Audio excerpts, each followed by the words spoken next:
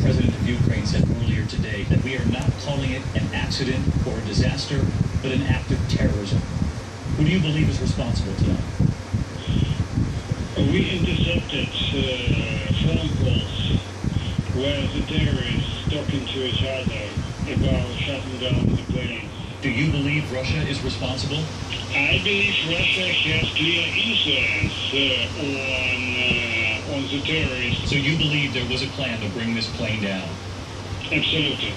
Ukraine's foreign minister with us just moments ago. He says absolutely an act of terror, a plan to bring it down. And I want to bring in our veteran aviation expert, a former fighter pilot himself, Colonel Stephen Gandard. And Steve, you heard it right there. What do authorities believe brought the plane down? David, right now what it looks like is a very sophisticated Russian surface-to-air missile system.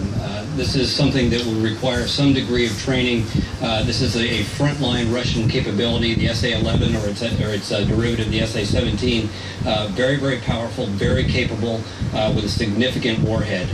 As this airplane was hit today, it came down in multiple pieces, and there was actually 10 miles of distance between where you saw that fireball in the video and where there were other pieces that were not burned landed. So very powerful, very deliberate. This couldn't have been an accident. You know, you see the video of those missiles. You're a pilot yourself. Would the pilot in that cockpit or the passengers on the plane have any idea a missile like this was headed their way?